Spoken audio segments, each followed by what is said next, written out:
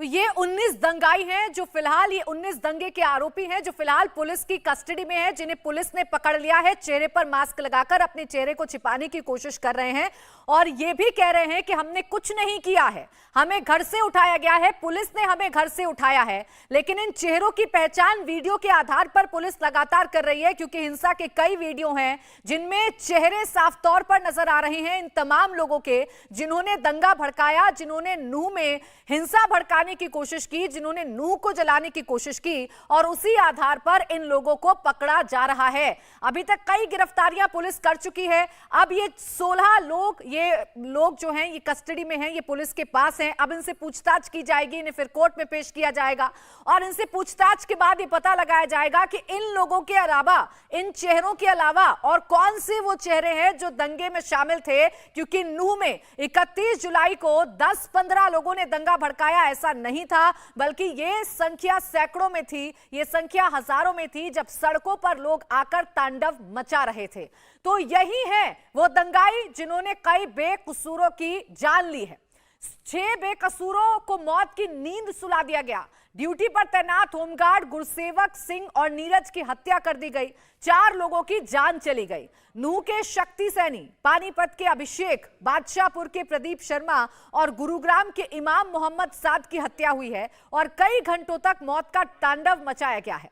आज मैं आपको बताऊंगी दंगे के दर्द की कहानी, जिसमें बेगुनाहों की जान चली गई, कैसे दंगाइयों के निशाने पर बेकसूर थे, कैसे इनका मकसद सिर्फ ये था कि दंगा भड़काया जाए।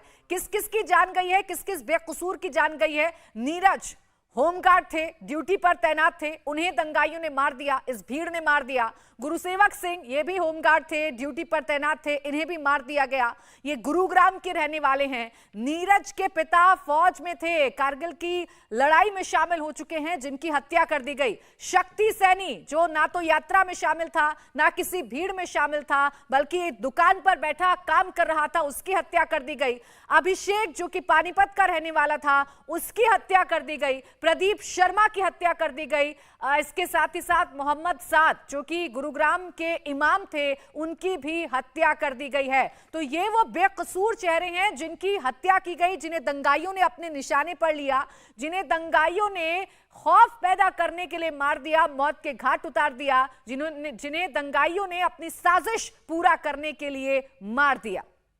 तो देखिए, वीएचपी की ब्रिजमंडल यात्रा तो बस एक बहाना भर थी। इसकी आड़ में नूह को जलाना दंगाइयों का असल मकसद था। ये मैं नहीं कह रही, ये बता रही है शक्ति सैनी की मौत की कहानी। शक्ति सैनी जिनका दूर दूर तक यात्रा से कोई लेना देना नहीं था, वो रोज की तरह शोएब मिष्ठान भंडार पर काम कर रहे थे। जब दंगा भड़का तो सैनी को दंगाइयों ने बेरहमी से मौत के घाट उतार दिया, पीट पीट कर उनकी हत्या कर दी। शरीर पर कई जगह कट के निशान थे। इस घटना के बाद पूरा परिवार सदमे में है, सबका रो रो कर बुरा हाल है। ये नूह का भादस गांव है। यहाँ पर शक्ति सैनी का परिवार रहता है। स्थिति घर की आप देखें, यहाँ से थोड़ी सी दूर वो एक दुकान पर काम करता था। सांप्रदायिक सौहार्द का प्रतीक शक्ति सैनी जो कि शोएब मिष्ठान भंडार में काम करता था, अपने परिवार के लिए एक लौता आय का साधन था। लेकिन वो किसी रैली में नहीं गए थे, बल्कि जैसे ही अपने घर से बाहर निकले, उनका अपहरण हुआ, उनको मारा गया और फिर बर्बरता की शरीर पर निशानियां जो थी, उससे परिवार बहुत परेशान है। ये उनकी पत्नी और 4 बच्चे हैं। बच्चों के हाथ में अपने पिता की फोटो है। पत्नी का रो रो के बुरा हाल है। ये परिवार के सभी लोग हैं जो इस समय बेबसी और लाचारी के साथ इस बात की मांग कर रहे हैं कि उनके पति की आखिरकार गलती क्या थी। उनकी 2 बेटियां, रो रो के बुरा हाल है। छोटा बेटा अपने हाथों में पिता की फोटो लेकर बैठा है। क्या कहना चाहेंगी आप?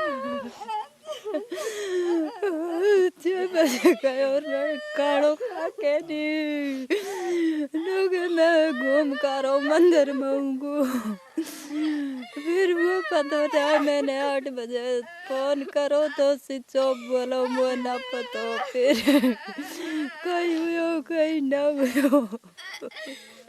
फिर इनको मैं बता रही 11-12 बजे तक फोन करावा कर स्विच ऑफ बोलो। फिर बताई इनको, फिर इन्हें ढूंढो ढकड़ो पतो नाम हो तो फिर मैं तो घबरा गई। मुझे पता कहीं वो गोवा को कहाँ गयो, घूमड़ को लिखड़ो काड़ो का के नहीं। नुके में तो टेल कारो घूम कारो। बहुत मारा था उनको डंडे से उस और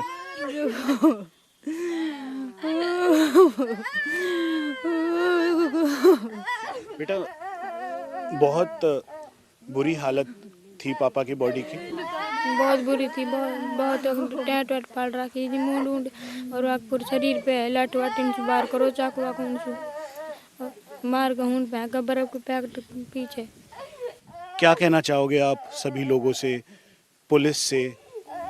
मेरे पापा ने न्याय मिला।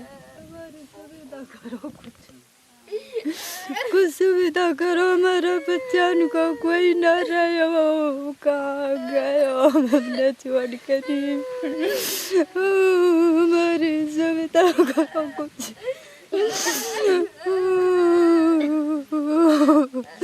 परिवार है जिसका रो रो के बुरा हाल है। यहाँ पर उनके भाई हैं, भाई दोस्त भी होता है, सहारा भी होता है। अभी 4 बच्चे हैं। क्या हुआ था? वो रैली में गए थे, उस जगह गए थे जहाँ पर ये नूह के अंदर मंदिर में गए थे क्या? नहीं जनाब, वो ना तो रैली में गया था, ना नूह गया था। वो एक घर पे ही था। वो जो है एक हलवाई की दुकान पे काम करता है, वो राजगिरी का भी काम करता है। बाकी यहाँ दिन में यहीं घर पे ही था। देखिए, ये कहानी है शक्ति सैनी की। जो लोग ये कह रहे हैं कि दंगा भड़काने में दोनों तरफ से माहौल को खराब किया गया, ब्रजमंडल यात्रा में शामिल लोगों ने मुस्लिम समुदाय को भड़काया, अब ऐसे में शक्ति सैनी का क्या कसूर था? वो तो अपना काम कर रहे थे, शोएब मिष्ठान भंडार पर बैठे हुए थे। उन्हें किस गुनाह की सजा मिली, ये सबसे बड़ा सवाल है। ऐसी ही एक और कहानी पानीपत के रहने वाले अभिषेक की है, जो पेशे से मैकेनिक था और अपनी दुकान चलाता था।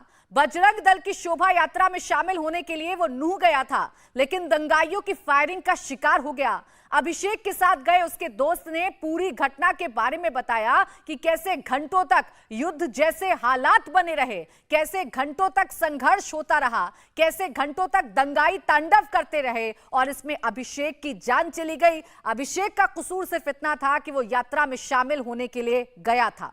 कैसे हालात है फिलहाल, क्या है परिवार का हाल, आप देखिए भास्कर मिश्रा की ग्राउंड रिपोर्ट। मेरा नाम गौरव है जी।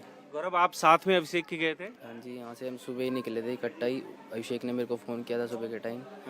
तो हम यहाँ से निकले सुबह 6 बजे के आसपास। तो हम वहाँ से एसडी कॉलेज गए। एसडी कॉलेज में हमारे जो और बजरंगी साथी थे, वहाँ पे वो सब मिले। हमारे यहाँ से पूरी टीम, हमारे साथ महिलाएं बच्चे भी थे। तो वहाँ से हम निकल गए 6:30-7 बजे के आसपास निकले वहाँ से। तो वो सबसे आगे ही था, उसको मैं बीच में से एक बार लेके आया हूँ। लाने के बाद में हम ऐसे ही लगभग 3 घंटे तक ऐसे ही चलता रहा काम। 3 घंटे तक दोनों तरफ से पथराव हो रहा? हाँ, ऐसे ही चलता रहा काम, कभी इधर से कभी उधर से। लेकिन फिर वो ऐसा टाइम आया कि वो अपने घरों से हथियार ले आए। काफ़ी संख्या में वो हथियार लाने के बाद उन्होंने फायरिंग चालू कर दी सबके ऊपर। फायरिंग चालू करने के बाद फिर तो पत्थरों की तो चलेगी नहीं, अपने बचाव के लिए सभी भागते हैं। सब वहाँ से भागने लग गए। तो ऐसे ही भागते हुए जिसके पास जो जिस साधन मिला उसमें बैठ के वो आगे चले गए मंदिर की तरफ। हाँ, और मैं रह गया पीछे। मैंने सोचा कि अभिषेक यहीं पे होगा। मैंने अभिषेक को फ़ोन किया, मैं अभिषेक कहाँ है? हम आगे निकल के, तू जल्दी से कुछ पकड़ के आगे आ जा। तो जैसे मैं भागा, इधर से पीछे से भी आ रहे थे, पीछे पथराव कर रहे थे। मैं भागता रहा। तो साइड में से निकल के 30-40 जने, उसमें से पहले मेरे भाग रहे, तो साइड में से आए बिल्कुल। तो भीड़ का चेहरा कितना खौफनाक था, कैसे टारगेट किया गया, कैसे अभिषेक को मारा गया, ये दोस्त की जबानी आपने सुना। और ये दोस्त चश्मदीद भी है, इसने देखा कि कैसे भीड़ जान लेने पर आमदा हो चुकी थी। तो ये सिर्फ 1-2 घर की कहानी नहीं है, ये कहानी नीरज होमगार्ड के घर की भी है। होमगार्ड नीरज के जो पिता थे वो करगिल की जंग लड़े थे, लेकिन उनका बेटा नूह में दंगाइयों का शिकार हो गया। बेटे की मौत के बाद परिवार में मातम पसरा हुआ है। पत्नी और बच्चों का रो रो कर बुरा हाल है। पिता कुछ बोलने की हालत में नहीं है। गुरुग्राम के गढ़ी गांव वाजिदपुर गांव से ग्राउंड रिपोर्ट आपको दिखाते हैं। ये गढ़ी मुरली गांव है गुरुग्राम का। यहाँ पर नीरज जो कि होमगार्ड में थे, उनको बर्बरता के साथ इस हिंसा में चोटें लगी और फिर उसके बाद मेदांता हॉस्पिटल में उन्होंने अपनी अंतिम सांस ली। पूरा परिवार, उनका एक बेटा और बेटी अपने हाथों में पिता की फ़ोटो लिए हुए बैठे हैं। पत्नी का रो रो के बुरा हाल है। ये वो परिवार है जिसने देश के लिए कई बार अलग अलग मोर्चों पर देश की रक्षा की है। क्या नाम है आपका? चिरंजी लाल। चिरंजी जी, कब पता लगा आपको नीरज की उस समय हिंसा में है और कितना चोटिल वो हो गए जब आपकी को जानकारी मिली? 5:30 पौने 6 बजे के मेरे बड़े लड़के के पास फ़ोन आया, अब नीरज जो है ख़त्म हो चुका। तो ये रोने लगा। मैं बोला क्या बात है?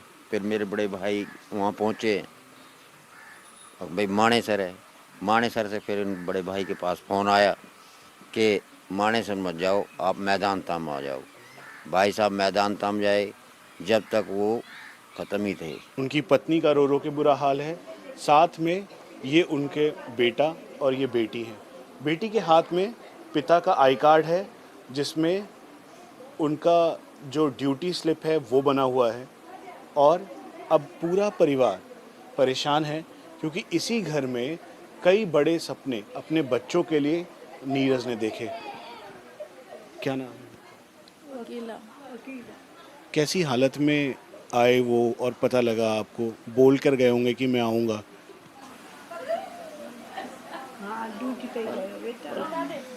उनका तो मैं तो बीमार थी। राजी खुशी गए थे, ड्यूटी गए थे। कह रहे सामने ड्यूटी पाल लूँगा, सामने आ लूँगा ड्यूटी पर था। और क्या बोले? कैसी हालत थी उनकी जब वापस? उनकी बहुत ज़्यादा उनके साथ मारपीट की हुई थी, बहुत ज़्यादा चोट लगी हुई थी। हाँ, चोट बहुत ज़्यादा लग रही थी। तो नूह में दंगाइयों ने एक एक करके जिनको निशाना बनाया है, अब परिवार ये सवाल पूछ रहा है कि हमारा कसूर क्या था। ऐसे ही शिकार होमगार्ड गुरुसेवक सिंह भी हो गए जिनका सुबह अंतिम संस्कार किया गया है। लोगों ने नम आंखों से गुरुसेवक को अंतिम विदाई दी। परिवार का रो रो कर बुरा हाल है। वो परिवार के इकलौते कमाने वाले शख्स थे। ऐसे में परिवार पर दुखों का पहाड़ टूट पड़ा है। पत्नी लगातार रो रही हैं, मां का भी बुरा हाल है।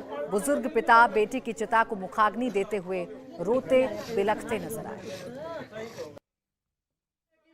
अमर रहे, शहीद गुरुसेवक अमर रहे, जय हिंद।